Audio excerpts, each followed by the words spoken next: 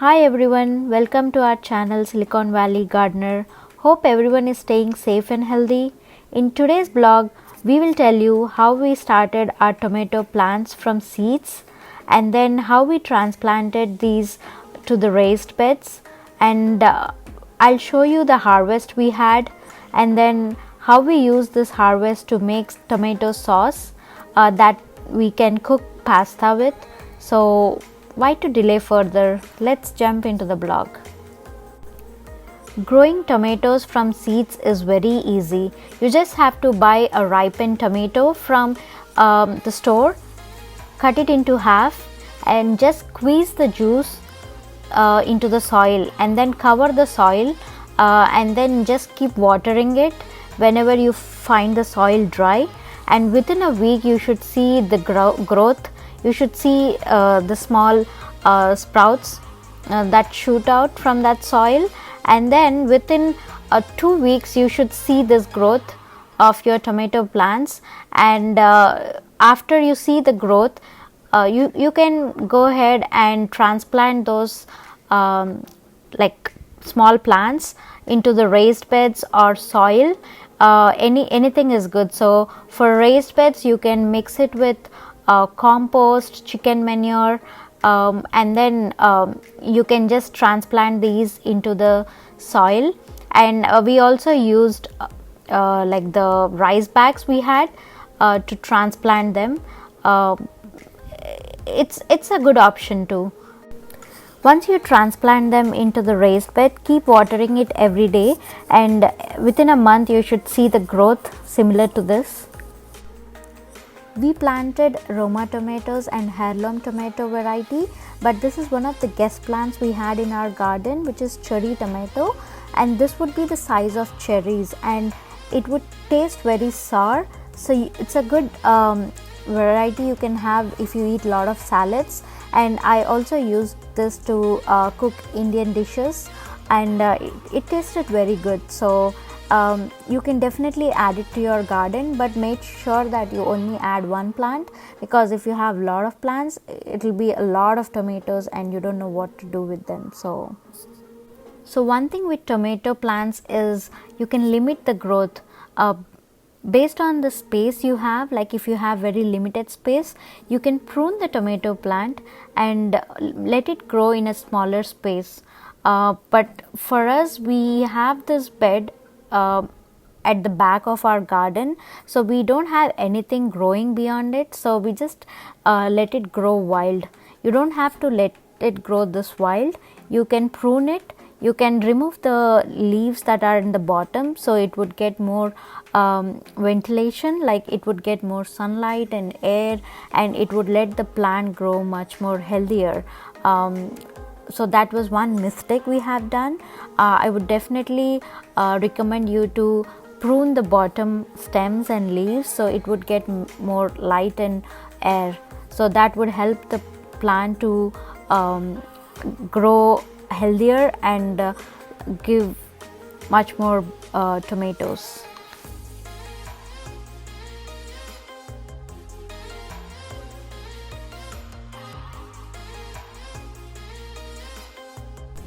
Tomatoes need warm temperatures to grow.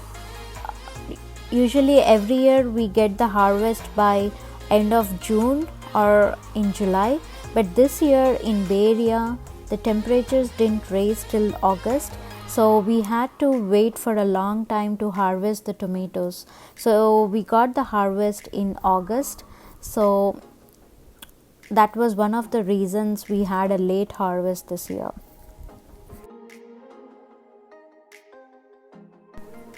So here we are harvesting few tomatoes. If you're wondering what this variety is, this is a combination of Roma tomato and heirloom tomatoes.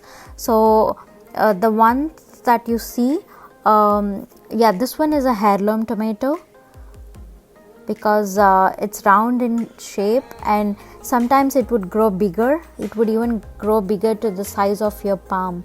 And the other variety we had is the Roma tomato, which would be narrower in shape, and so we usually get these two varieties from the store. So I just like squeezed these two variety seeds into the soil, and that's how I got these two varieties.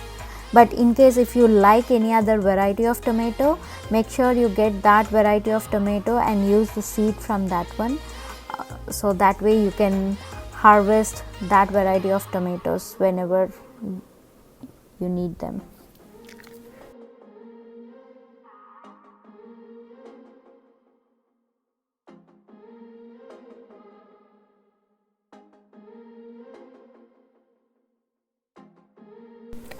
So we are done with the harvest.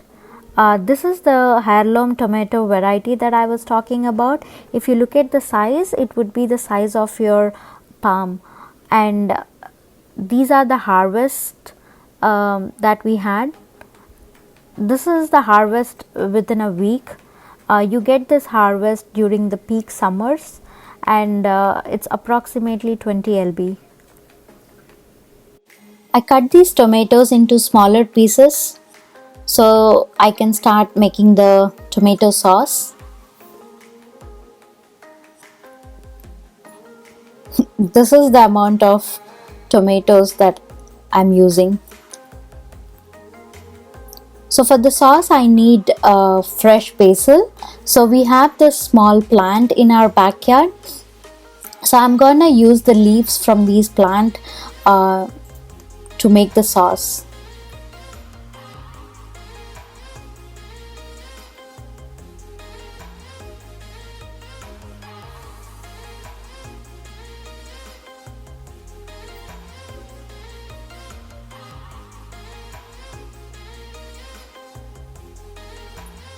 So this is the amount of leaf that we would use in our pasta sauce. If you have more, you can still add more. For me, I just have this, so I'm gonna go ahead and use that.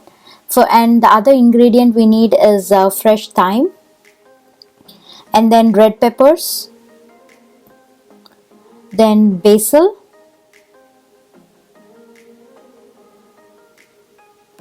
then oregano,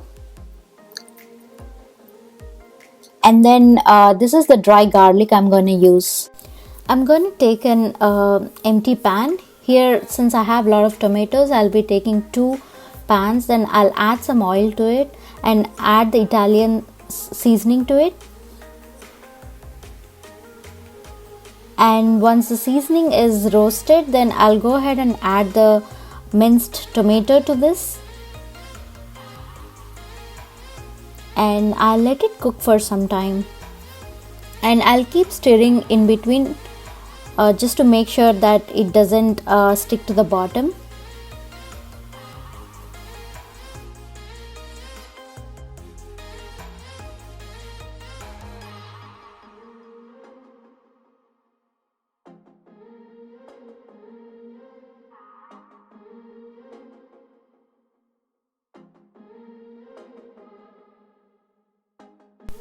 Here I'm adding some garlic. I have the dry garlic that I showed you earlier. So I'll go ahead and add some dry garlic to both these sauces. And I'll give it a good stir. And I'll let it cook for some time.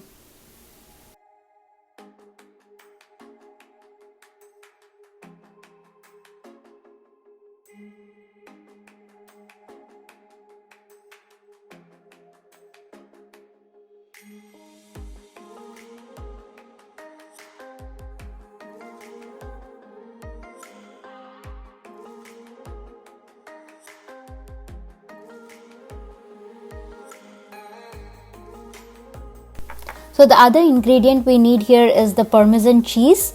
You get the grated Parmesan cheese in the store, so you can get that and just add it directly. But here I got a stick, so I had to grate it with a hand grater. So I'll go ahead and add this grated Parmesan cheese to the sauce, and I'll give it a good stir.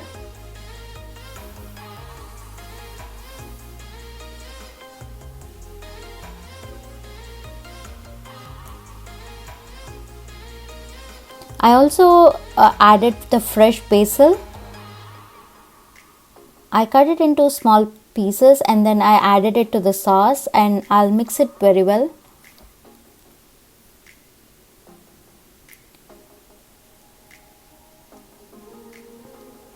And the other ingredient we need here is the basil pesto. In case if you have it, you can add it. If you don't, then that's okay. This is totally optional. But I have this in my freezer, so I thought I'll just go ahead and add this. I got it from Costco, so I'll just add the pesto sauce to this tomato sauce that's been cooking, and I'll stir it really well and I'll let it cook for some time.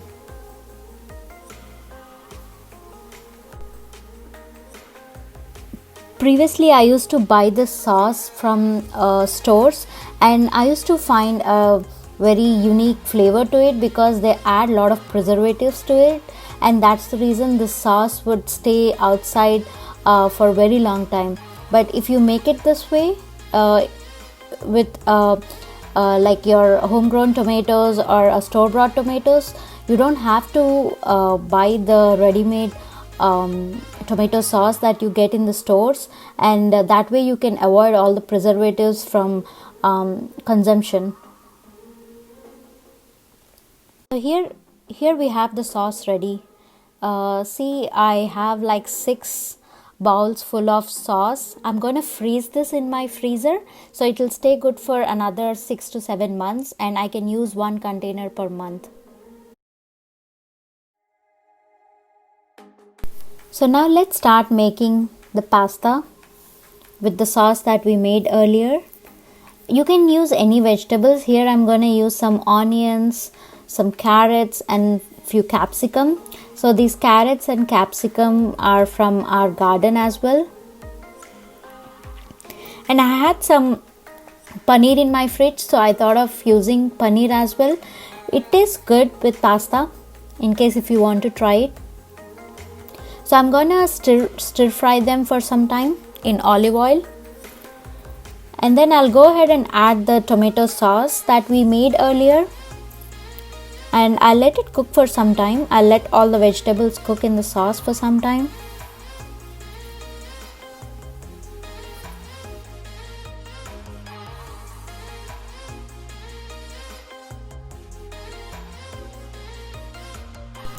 So once the sauce is cooked, I'll go ahead and add the pasta.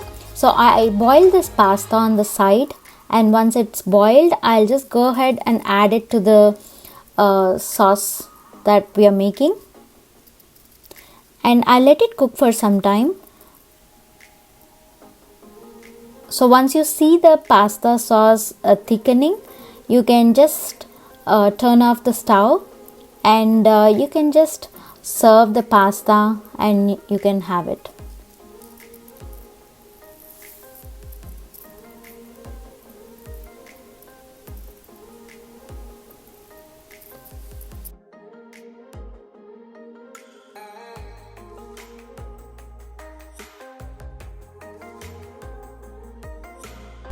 So our pasta is ready. It's served, and believe me, the taste would be very yummy. With all the homegrown vegetables and the tomato sauce, it would taste amazing, and it's super healthy. So this is how I make my pasta sauce, and I have been doing this for years. So these are few pics from previous years. I hope you liked watching this video. If you did, please do like, share and subscribe to our channel, and please don't forget to leave your comments or feedback in the section below. Thank you so much for watching. Have a great day.